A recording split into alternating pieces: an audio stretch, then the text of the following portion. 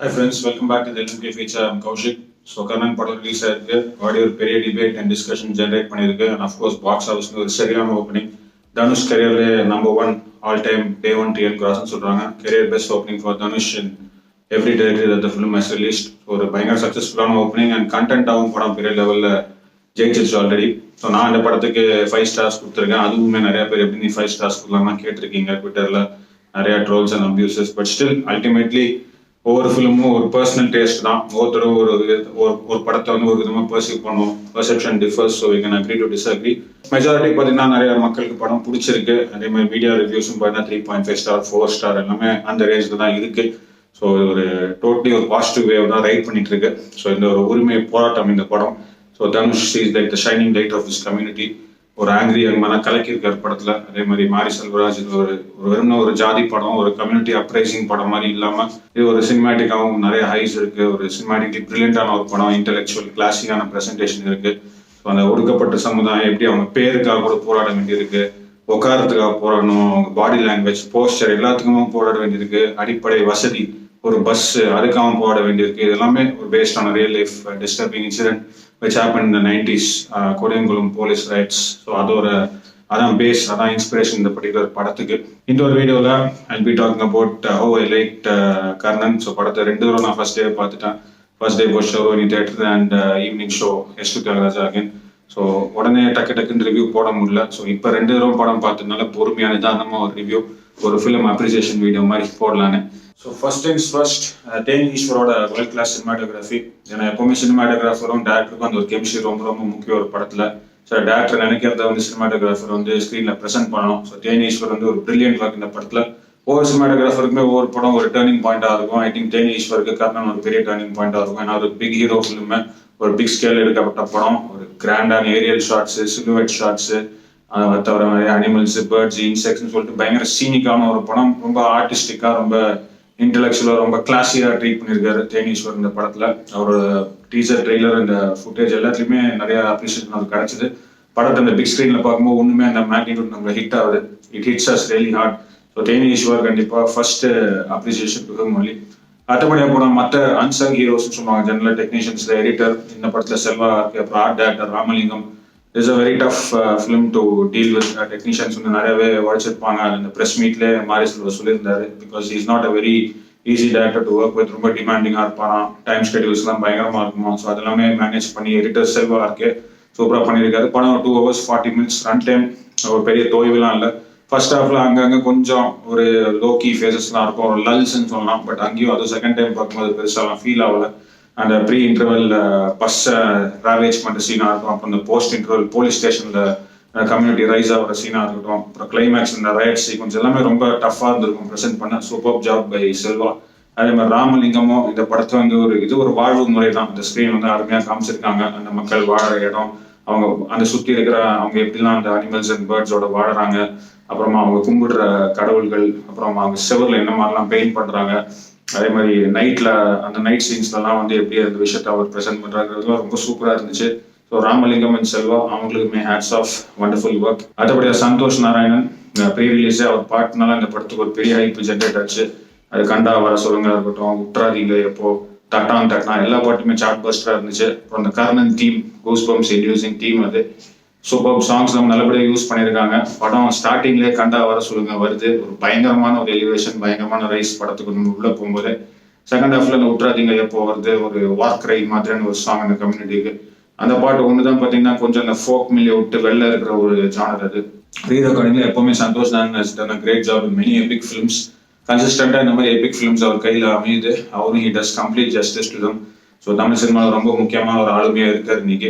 இந்த படம் முடியும் போது அந்த ஒரு ஃபோக் டான்ஸ்க்கு ஒரு செலிப்ரேஷன் டான்ஸ் மாதிரி எல்லா மக்களும் ஒரு எமோஷனல் மூமெண்ட்ல தனுஷ் ஊருக்கு ரிட்டர்ன் நம்ம எல்லாரும் டான்ஸ் ஆடுவாங்க.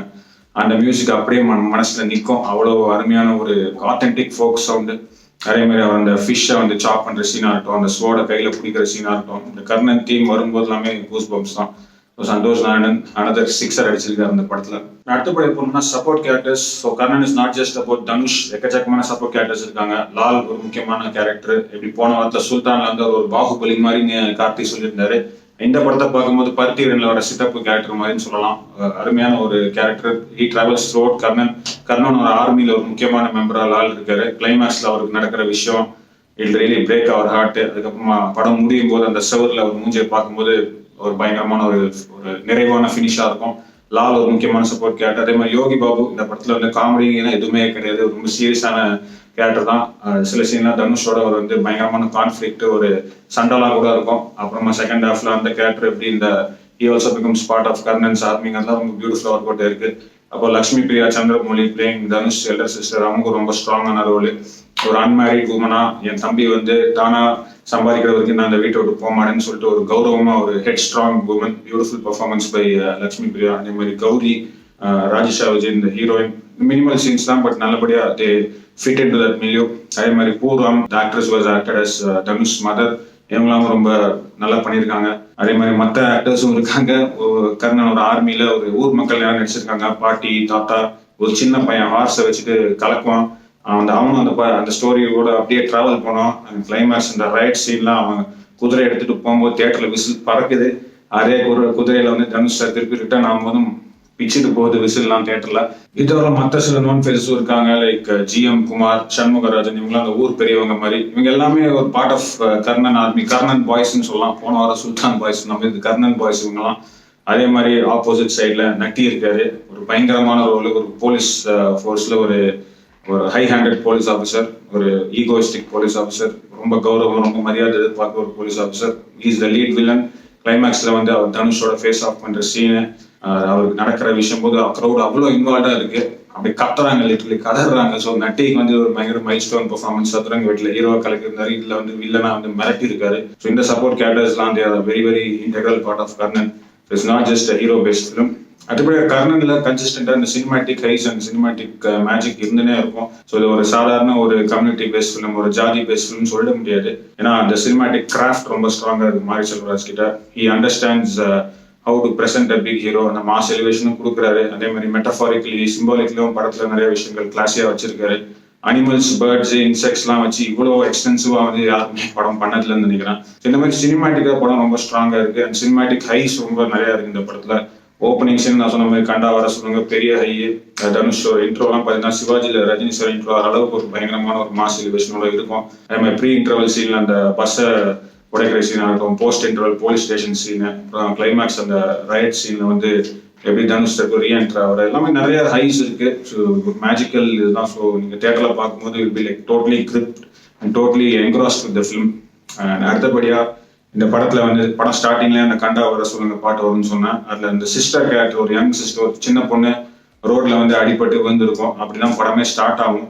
அது அப்புறமா இவென்ச்சுவலா என்ன ஆகுதுங்கிறது நீங்க பாருங்க. பட் ஒரு மாஸ்க், அந்த சின்ன பொண்ணு படம் ஃபுல்லா வந்துட்டே இருக்கும். She'll be there with the film in spirit. ஒரு கடவுள் மாஸ்க் மாதிரி அவங்க மூச்சில வரும். ஒரு சரியலான ஒரு ஸ்பிரிச்சுவலான டச், ஒரு ஹாண்டிங்கான ஃபீல். அது அந்த அந்த மாஸ்க் வந்து ஸ்கிரீன்ல வரும்போது எல்லாமே நம்மள ஒரு மாதிரி பண்ணும், ஒரு மாதிரி உழுக்கும். அந்த கிளைமேக்ஸ் ரைட்ஸ், அந்த கர்ணன் திருப்பி போறதுக்கு ரெடியா ஆகிற மொமெண்ட்ல அந்த மாஸ்க் திருப்பி நம்ம முன்னால் அப்படியே வரும்போது ஒரு பயங்கரமான ஒரு ஃபீலிங்கா இருக்கும். நிறைய பேருக்கு உங்களுக்கு ஒரு be like really emotionally overwhelmed. படம் முடியும் போதும் இந்த மாஸ்க் அந்த சின்ன பொண்ணோட தான் முடியும் படம், கை தட்டுற மாதிரி. ஸோ அது ஒரு பயங்கரமான ஒரு டச். நம்மளால சொன்ன மாதிரி மாரி செல்வராஜ் இந்த சிம்பாலிக் அண்ட் ஆர்டிஸ்டிக் டச்சஸ்லாம் ரொம்ப ஸ்ட்ராங்கா இருக்காரு. இது முக்கியமான ஒரு டச் இதுதான். ஏன்னா எல்லா போஸ்டர்ஸ்லயுமே அந்த ஒரு மாஸ்க் மூஞ்சி வந்துட்டே இருந்துச்சு. என்னதான் நம்ம we would have wondered, but படம் பார்க்கும்போது தெரியுது. ஒரு very very important part of the film.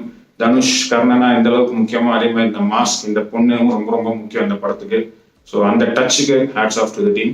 And now coming to the big three, producer Kalaipuli தானன் ஸ்டார்ட் பண்ணோம். Is always been a very efficient producer. ஒரு கிராண்டான பயங்கரமான பெரிய படங்கள் எடுப்பாரு, அதே மாதிரி கண்டென்ட் பேஸ்ட் ஃபிலிம்ஸ் எடுப்பாரு. எல்லாத்தையுமே கரெக்டாக ரீச் அவுட் பண்ணுவாரு.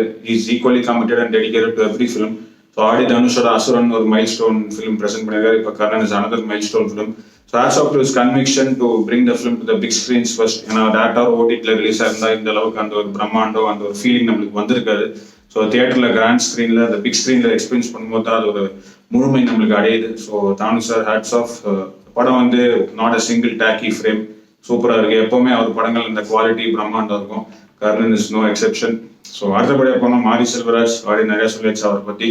So he's someone who has that cinema taste and the cinema form ஸ்ட்ராங்கா அவர் புரிஞ்சு வச்சிருக்காரு. எல்லா டெக்னீஷியன்ஸோடும் பயங்கரமா சிங்க் ஆகிறாரு, பயங்கரமா வேலை வாங்குறாரு. அதே மாதிரி ஒரு மாஸ் ஹீரோ எப்படி டீல் பண்றதுங்கிறது அழகா அவர் he's pass that test also. ஏன்னா தனுஷ் வந்து மாஸ் ஹீரோ, அவர் ஃபேன்ஸ் இந்த விஷயங்கள் எதிர்பார்ப்பாங்க. அந்த மாதிரி எலிவேஷன், அந்த ஆக்ஷன் மூமெண்ட்ஸ் இந்த படத்துல இருக்கு. அதே மாதிரி நவர் காம்ப்ரமைசஸ், ஒரு போல்டான ஒரு ஸ்ட்ராங் வாய்ஸ் இருக்கு. அந்த கம்யூனிட்டி சார்பாக அவர் சில விஷயங்கள் இந்த படத்துல பிரசென்ட் பண்ணியிருக்காரு, ரொம்ப அக்ரெசிவா, ரொம்ப அசர்ட்டிவா. ஸோ அது ஒரு கொனாசர்ஸ் ஆஃப் சினிமா, அந்த ஆர்ட் சினிமா ரசிகர்களுக்கும் இந்த படம் பிடிக்கிற மாதிரி பண்ணியிருக்காரு. அதே மாதிரி மாஸ் ஆடியன்ஸ்க்கும் பிடிக்கிற மாதிரி பண்ணியிருக்காரு, தனுஷ் ஃபேன்ஸுக்கு பிடிக்கிற மாதிரி பண்ணியிருக்காரு. So it ticks all the boxes. ஒரு அனிமல்ஸை வச்சு இவ்வளோ சிம்பாலிக்கா அழகான சில விஷயங்கள் வந்து ப்ரெசென்ட் பண்ணியிருக்காரு. ஸோ ஒரு ஆர்டிஸ்டிக் இன்டெலெக்சுவல் சென்ஸும் இருக்கு. அதே மாதிரி he has that voice, he listens to the struggling common man. அந்த கம்யூனிட்டியில நடக்கிற விஷயங்கள்லாம் பயங்கர ஸ்ட்ராங்கா வாய்ஸ் அவுட் பண்றாரு. ஆல்மோஸ்ட் 3 decades நடந்த விஷயத்த இப்போ வந்து ஸ்க்ரீன்ல ப்ரெசென்ட் பண்றது it takes a separate guts. So எல்லாருக்குமே இந்த கட்ஸ் ஃபேக்டர் வந்து மென்ஷன் பண்ணி தான் ஆகணும். It's a very bold decision to bring this film with such a sensitive and touchy subject. And ஃபைனலாக தனுஷ் ஸோ ஆல்ரெடி உச்சத்தை தொட்டுட்டாரு, நிறைய அவார்ட்ஸ் வாங்கிட்டாரு, 2 நேஷனல் அவார்டு. இதுக்கப்புறம் அவர் என்னெல்லாம் பண்ண போறாரு, என்னெல்லாம் அக்வலைஸ் வாங்க போறாங்க தான் only time will tell. So ஒரு மாஸ் ஹீரோவா கன்வின்சிங்கா இருக்காரு. அதே மாதிரி ஊர் மக்களோட அழகா பொருந்திடுறாரு. எல்லா சப்போர்ட் ஆக்டர்ஸோடையும் பயங்கரமான ஒரு ஈக்குவேஷன் இருக்கு, பயங்கரமான ஒரு கெமிஸ்ட்ரி இருக்கு. Not just with the heroine, லாலோட, அந்த சின்ன பையனோட, யோகி பாபுவோட, அதே மாதிரி கழுதையோட, குதிரையோட, எல்லாத்தோடையும் அழகா பொருந்துறாரு. நடந்து வர ஸ்டைலு, அந்த வால் பிடிக்கிற ஸ்டைலு, அந்த குதிரையை ஓட்டுற ஸ்டைலு, கிளைமேக்ஸ்ல வந்து அவர் நட்டியோட கான்ஃபரன்ட் பண்ற சீனு, அவர் போய் கதைன்னு அழுதி நேரம் சில விஷயம் சொல்லுவாரு, சில விஷயம் பண்ணுவாரு, பயங்கரமா இருக்கு பார்க்கறதுக்கு. ஸோ ஒரு ஆங்கிரி யங் மேன் ஸ்பேஸ்லேயே ஒரு டிஃப்ரெண்டான ஒரு பரிமாணம் கொடுத்துருக்காரு. Is an angry young man with purpose. He is the shining light of his oppressed community. Entire community looks up to him. So இந்த மாதிரி ஒரு ஹெவியான ஒரு ரோலை வந்து ஹோல்ட் பண்ணுறதுக்கு ஒரு தனி கேலிபர் தேவை, ஒரு சென்சிட்டிவான சப்ஜெக்ட், ஒரு கிராண்ட் ப்ரொடக்ஷன் ஹோல்ட் பண்ணுறதுக்கு ஒரு தனி கெத்து தேவை. அது எல்லாமே தனுஷ் கிட்ட இருக்கு, இந்த படத்தில் காமிச்சிருக்காரு. இன்னொரு நேஷனல் அவார்டு வாங்குவாராங்கிறது பொறுத்துன்னா பார்க்கணும். 1 வருஷம் பொறுக்கணும், 2 வருஷம் மேபி கூட பொறுக்கணும். ஏன்னா எப்போ அந்த அனௌன்ஸ்மெண்ட் வரும்னு தெரியல, இந்த கோவிட் காலம் எப்படி இருக்கும்னு தெரியல. So that's about it friends. இந்த ஒரு வீடியோ ஸோ கர்ணன் நம்ம பிடிச்சதை வந்து வெளிப்படுத்தியிருக்கோம், ஜெனுவனாக வெளிப்படுத்தியிருக்கோம். நான் ரொம்ப ஓவராக பேசுறேன்னு நினைக்க வேணாம். ஸோ எல்லாமே ஜெனுவனாக பேசுகிற விஷயங்கள் தான். அதே மாதிரி நீங்கள் சில ஃபீட்பேக்கும் ரெகுலராக கொடுத்துட்டு இருக்கீங்க, கொஞ்சம் ஸ்லோவாக பேசுங்க, ஆடியோ குவாலிட்டி இம்ப்ரூவ் பண்ணுங்கலாம் சொல்லிட்டு இருக்கீங்க. I am working on it. So it's I am work in progress with respect to YouTube. லைஃப்ல we have to keep learning and improving தானுங்க, அதான். ஸோ இந்த வீடியோ கொஞ்சம் ஸ்லோவாக பேசுறீங்க, நான் எதிர்பார்க்குறேன் ஸ்லோ அண்ட் ஸ்டடியா. Give your feedback as always, keep supporting me. அதே மாதிரி படமும் பாருங்க, கண்டிப்பாக பார்க்க வேண்டிய படம் தான். ஸோ யாருக்குமே இந்த படம் பிடிக்காம இருக்காது. எவ்வளோ பிடிக்கும், எப்படி பிடிக்குங்கிறது தான் மேட்ரு. எனக்கு ரொம்ப பிடிச்சது, அது ஒரு வெளிப்பாடு தான் இந்த வீடியோ, இந்த ஒரு appreciation video. So that's about it friends. This is Kaushik signing off. Tada, bye bye. I'll be back again with another video very very soon. Tada.